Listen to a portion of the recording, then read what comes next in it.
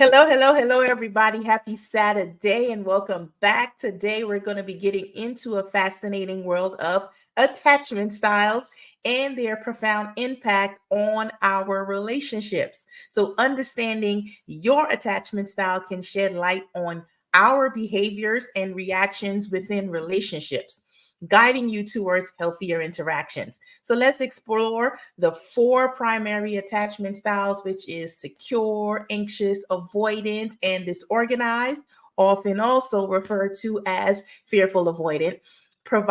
I'll be providing definitions for each and illustrating a scenario depicting unhealthy and, of course, healthy ways to handle relationship challenges. Okay, so I know I have spoken about attachment styles.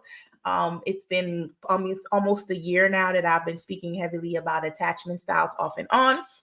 And it began last year when I started the journey of writing my book, The Emotions Behind Wealth, the impact of unhealthy attachment styles on business success. And I had spoken about attachment styles, and then, lots of times it has to do with personal relationships. When I wrote the book, it was heavily geared towards business owners, entrepreneurs, and in the workforce, and how your attachment styles can have an impact on how we work and how we run our businesses. So if you have not gotten a copy of your book, the link is going to be available in the description, and I'll drop it towards the end on this live, so that you guys can get a copy of that book as well, which is going to have some valuable insights. So today we're actually going to go back and we're actually going to be talking about attachment styles on the personal relationships, like those with your spouses, significant other, your relationships with your parents, relationship with friends, all types of relationships. We're not necessarily talking about work or entrepreneurs or business in this particular one. So we're kind of going back in defining things a little bit on this particular session. So let's begin with secure attachment style. So that's going to define what that is. So individuals with a secure attachment style are generally comfortable with intimacy and are usually warm and loving. They are capable of healthy, balanced relationships where communication and trust are fundamental. And when I say intimacy, it doesn't necessarily have to mean anything romantic, no sexy time. It can just mean intimate, being in terms of proximity, being close. That's what I mean when I say intimacy. It can be just about anything, not necessarily anything romantic, okay? So let's go. I'm going to give you a scenario of someone that has a more secure attachment style and how they are unhealthy versus a healthy way to respond to this particular situation. And healthy or secure is where we all try to strive to be. But of course, even though you may be secure in one area, you can be unsecure or insecure in some of the others, and it can flip flop depending on who you're dealing with. And it's a normal part of life. One person can be secure when it comes to dealing in relationships, when it comes to with their parents, and they can be secure there. And then with friends, they can have an unhealthy attachment style, or it can be the other way around, or it can just be a mix depending on who you're dealing with. So here is one of the scenarios for secure. So you have a disagreement with your partner about your weekend plans, okay? So here's an unhealthy response: ignoring the disagreement and pretending everything is just fine, avoiding any confrontation or discussion about your feelings. That's pretty much unhealthy. So let's go into a healthy response: communicating openly about your disappointment and discussing with each other needs and preferences, finding a compromise or alternative that satisfies both of the partners, reinforcing trust and mutual respect. Now, I say romantic partner in this particular example, but this could have been a scenario with any type of relationship. It could have been a friendship also. Now let's go into the anxious style to define what anxious means. So those with an anxious attachment style often fear abandonment and may seek constant validation and reassurance from their partners. They tend to be very sensitive to their partner's moods and actions. Hypersensitive, which can be a superpower and it can be a negative at the same time. So here's a scenario. Your partner has been unusually busy with work, right? And hasn't been able to respond to your calls and texts. This is going to send an anxious person into a tailspin in a frenzy. So, an unhealthy response would be bombarding your partner with messages, demanding immediately attention and reassurance, leading to increased tension and potential conflicts.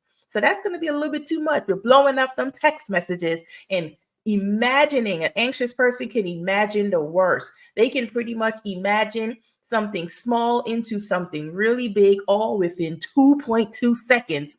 And then by the time they come out at the end of this, it can just be a big mess. A simple disagreement can turn into a huge, big mess, even lead to a whole breakup. So, a healthy response would be expressing your feelings of concern in a calm manner and asking for a specific time to talk about your needs and what your expectations are. Understanding and respecting your partner's current obligation while also making your needs known.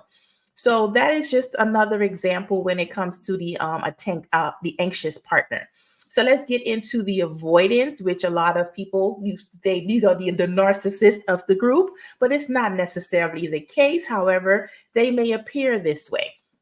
So, definition of the avoidant attachment style is individuals with an avoidance style values their independence and often feel that closeness in a relationship compromises their autonomy.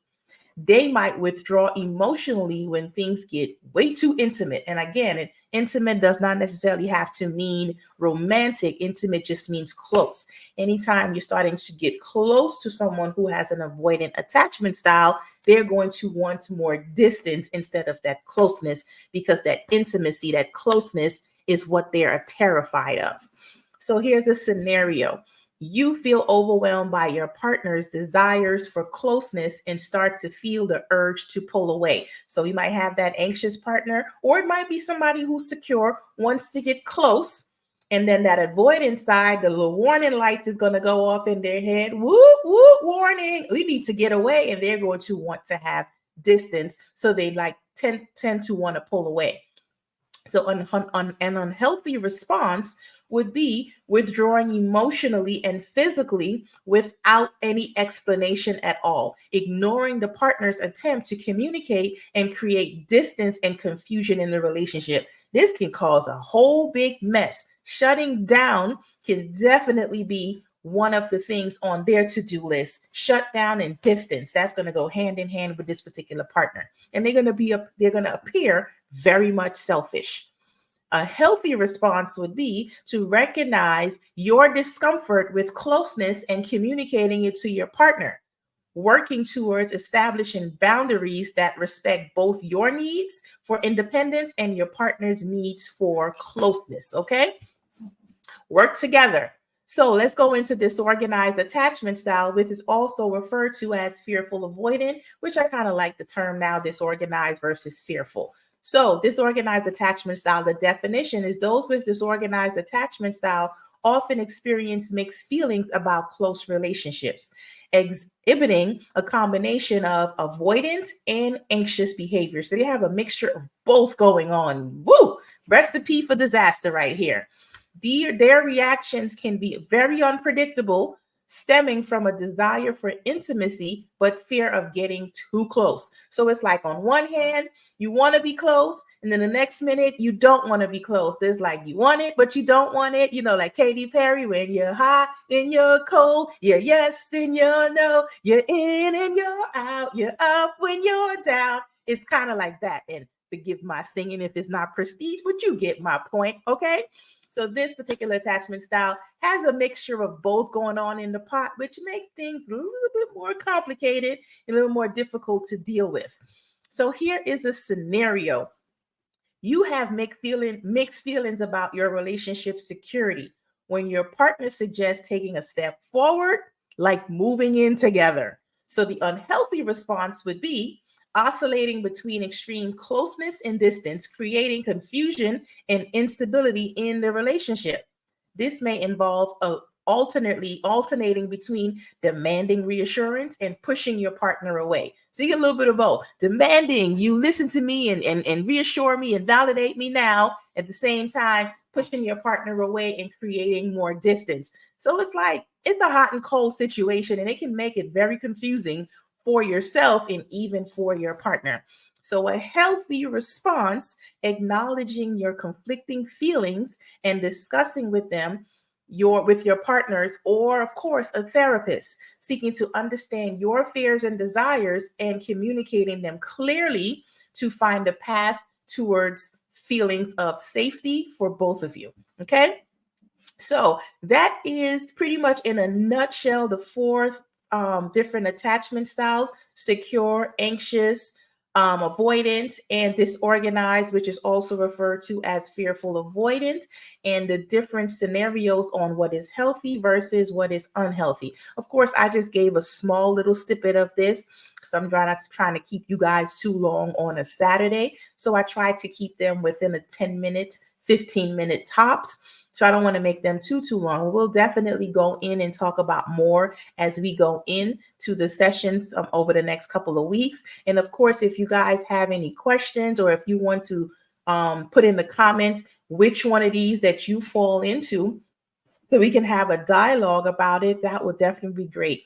I know when it comes to these different attachment styles, I know I may fall into, and you may find this for yourself, fall into different categories with different types of people. So I know when it comes to my work ethics and things like that, when I used to work in the as a nurse, I think I exhibited a lot of the avoidant attachment style when I was working as a nurse. And of course, back then I wasn't as self-aware as I am now. So some things I wasn't quite aware of. Now that I am a lot more self-aware, I would say when it comes to work, which of course me running a business, I definitely have more of a secure attachment style when it comes to business. Of course, occasionally some of that anxious side may seep in, or some of that avoidant side. But of course, the more self-aware I become, the more I can catch it when it's happening and self-correct, so I can stay on that more secure side. Because to be a successful business owner, you don't want to tip the scale over one end or versus on the other, because too much unhealthy cannot be very good for business. Of course, too much healthy, which is can be a such thing as too much healthy, because then you can be a little bit too rigid. So you have to kind of straddle the fence a little bit and find that balance. So I would say when it comes to work or my business, I'm more on the secure side. And when it comes to friendships, I can also be more on the secure side. Of course, there's times where, depending on the types of friends that I have, because even though I may be self-aware, I may have friends that are also self-aware. There may be times where I have people in my life that is not as self-aware, or they may struggle. They may lean more on the avoidance side or more on the anxious side. And depending if they lean towards one of those sides and the other, it may push me into the other side of that. So if they're leaning towards anxious, then I may become a little bit more avoidant. Or if they're leaning more avoidant, I may lean more into anxious. But because I'm self-aware, I can kind of self-govern and stay in that secure space. I know the most difficult area for me was relationships, where now I feel like I have more of a healthy stance on relationships in terms of staying within that secure side. However, there was large parts of me previously, up until I would say about a year ago, where I struggled with relationships in terms of keeping that balance. So it would be times where I would be more anxious and that person would be more avoidant, or they would be more anxious and I would be more avoidant. And of course, that disorganized part of myself would play into things at times where you have that hot and cold, that push and pull going on. And it's a very frustrating situation to be in. And then when it comes to relationships with family, well, that's a whole nother thing. I think I definitely fell more on the avoidance side when it came with relatives and family, and sometimes on anxious at particular times. So that disorganized definitely played a role into things. I didn't always fall into one extreme or the other. I think I kind of straddled the fence on that disorganized side. However, with the work that I've done for myself and the healing and the things that I'm doing to continue to move forward, it is definitely helping me to organize my thoughts a little bit better and my feelings, and not be so disorganized, and really lean towards that more on that secure. And I know some of you are watching this right now. You're going to come back and watch the replay, and you're going to be like, wow, Shane, you just described to me, that is me that you're talking about right there. When you talked about the avoidant, when you talked about the anxious, when you talked about that disorganized, and others of you, you're going to be like, I am secure. That is exactly how I would handle the situation in those healthy ways, because that is who I am. Other times you might think you can handle a situation in that healthy way, but when you are staring the lion down and you looking him dead in the eyes, and meaning you're in the situation, sometimes how you think you're going to handle the situation may not necessarily play out that way, because at times triggers might come up.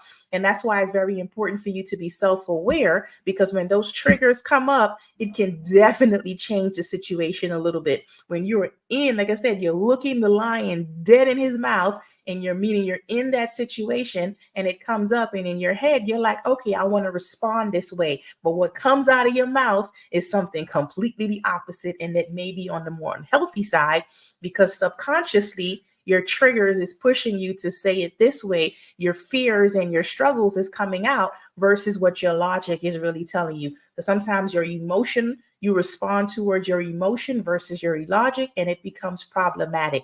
So again, being more self-aware, it's definitely going to be one of your strongest points in this place, self-aware, because if the more self-aware you are, the more you can recognize when those triggers come up and how to handle them. You may not have all the answers, but you can start to recognize your symptoms that you have. I know we spoke about 2 Saturdays ago, maybe 3 Saturdays ago, where I spoke about stress and managing your stress and how your body can respond with headaches and body aches and muscle aches and tension and all that when it comes to stress. Well, similarly, when you have triggers in certain areas, or certain somebody might say something, somebody a smell or something might happen that triggers you, your body has physical responses and physical ways of alerting you that you're in a trigger. Your heart rate might increase. You may start to get flustered. You may start to get agitated. Like I said, my ears might get a little bit hot. And some people might get red in the face. I mean, I'm pretty dark in I mean, I'm not like dark, but I'm pretty dark in complexion. So you may not see red if I start to get flushed, but you might see my ears, it'll get a little bit red. For some people who are in lighter complexion, if they get red, you might see it a lot quicker. So different things, you might start to get clammy, you might start to get sweaty, whatever, when you're in that trigger. Some people might start hyperventilating. Your mouth may get dry. Your words may start to be slurring. You may be stuttering. You just seem to be out of control. So that's why it's very important to stay grounded, stay aware of what is going on, stay aware of your surroundings, so you can know that, you know what, I'm in a trigger right now. Nothing bad is going to happen to me. It's a memory from something that I'm not even sure what the memory is. And sometimes you have to sit down and process through and see where this came from, because it could have come from something from decades ago, from when you were a child, and you don't even know why it happened. But like I said, the more self-aware that you are, and you start to work through some of your traumas, some of your triggers, and some of the things from your past, the easier it's going to become, and the less triggered you're going to be. And even if you're in a full-blown trigger, if you start to work backwards, okay, I'm in a trigger right now. I'm sweating. This is not normally, if I'm having a conversation with someone, I just don't start sweating. So if I start profusely sweating and it's not super hot outside, or it's not super hot in here, and I'm just profusely sweating, okay, I'm starting to get in the beginning stages of a trigger. So let's take a pause. Let me pause this conversation, because I need to bring myself back down to my normal self and figure out what in this conversation is triggering me, so I can address that. Because oftentimes when we're triggered, it's not the person that we are having that conversation with. They are not necessarily the trigger. Something happened previously that is coming up right now that's causing that trigger. And that is the point that needs to get dealt with, not necessarily what this person is saying or doing. So it's oftentimes it's time to tell that other person, hey, you know what? You may not want to say I'm triggered right now, or you might want to, whichever works for you on your communication style. You may want to tell them that, or you may not. So you know what? Something is coming up for me right now. I might need a pause. If it's okay, we can pause for a while so I can go gather myself. And when you go gather yourself, go and figure that out. Sometimes it may take a couple minutes, it might take a couple hours, it may take a couple days to figure out what exactly triggered you. and to try to address that and then come back to the conversation with that person so that you can kind of continue to clear up any misunderstandings or any miscommunication. So that's about all. We went in longer than 10 to 15 minutes like I planned, but this particular topic I'm very much passionate about, and that's why I wrote a book about it in terms of on the business side of things. However, I am passionate about it because I realize that a lot of us fall into one of these categories. And even if we are secure in certain areas, again, we can be insecure in others depending on who we are dealing with, because there's so many people in this world, so many different personalities. Some have traumas, some do not, some is healed, some is not. Things come up. No matter how healed you think you are, things have a way of coming up and slapping us in the face when we least expect it. And being self-aware and able to handle these is going to be what is going to be beneficial to you in any type of relationship that you have. And being a business owner myself, and many of you are business owners or you want to get into entrepreneurship, and even within your work settings, knowing who you are personally is definitely going to help you to know who you are when it comes to running your business, because how you do one thing is how you do everything. So if you tend to run from conflict personally in your personal relationships, you're going to run from conflict when it comes to business. So that's why I enjoy this particular topic, talking about attachment styles, because it's definitely the foundation of who we are in many different ways in our life. Of course, there's other things that play into this, but talking about attachment styles definitely plays a huge role in how we interact with everyone and each other on a daily basis. So to conclude this up, recognizing your attachment style and understanding the unhealthy patterns that may emerge in your relationship is going to be a crucial step towards fostering healthier and more fulfilling connections. By consciously choosing to respond in healthier ways, you can work towards developing a more secure attachment in your relationships, regardless of your natural inclinations. Awareness is the first step, and with effort and understanding, it's very possible to evolve in ways that enrich your relationship and overall sense of well-being. And I'm going to drop my link. It's going to be scrolling across the screen, is going across top. It's going to be book.selfbeforeabundance.com/EBW. And EBW stands for Emotions Behind Wealth. And that is the copy for you to get a copy of my book. That is directly from me. You go ahead and click that link. You purchase your copy and you will get an autographed copy mailed to you. If you live here in Georgia, I can probably bring it to you. We can meet up someplace, grab some lunch. We can chat if you want to, or if not, I can just mail it to you. It's going to be an autographed copy. If you don't care for autographed copy, you can go on Amazon and go look up, just put in a search, The Emotions Behind Wealth, the impact of unhealthy attachment styles on business success. And you'll see my face going to pop up on the front and you'll get the copy of the book. Let me see if I have a copy of the book here. Yes, I do. Let me grab a copy here. Here is the copy of the book. This is what it looks like. And it has my picture on here with my Shane the Negotiator cup. And it says The Emotions Behind Wealth, the impact of unhealthy attachment style on business success. So that is going to be, and that's in the fine prints on the bottom where it says the impact of unhealthy attachment styles on business success. So this is the book right here for you to go ahead and click that link that's going to be in the description for you to grab a copy of this book. So in the next session, that is next Saturday coming up, we'll be exploring survival mode, recognizing and overcoming. Focus on how we sometimes operate in survival mode and the strategies that we can employ to move beyond it. So join us as we continue to navigate the path to personal growth and healthier relationships. And I know I have spoken about survival mode in my previous sessions before, or I think it was sometime around maybe June or July. I did speak about survival mode a little bit, but we're going to bring it back again because healing is an ongoing thing, and as many people in different stages. Some of you might have saw that, others may not have seen it. So come on back next Saturday at 2 p.m. Eastern Standard Time.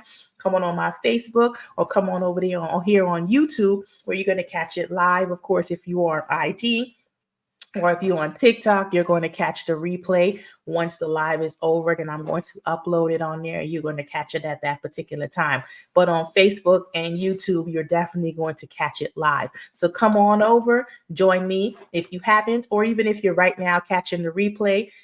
If you come back and you catch the replay, or if you're on live right now, go ahead and drop it in the comments. Any questions that you may have, any future topics that you might want me to talk about. So on Saturdays is dedicated to just kind of talking about interpersonal things and relationship type things, and just things that's going to help us to be better citizens in our life, not necessarily only about business. We leave the business Monday to Friday, and on Saturdays we talk about something outside of business, even though it all ties in, because again, how you do one thing is how you do everything. So come back next week for us to talk about survival mode.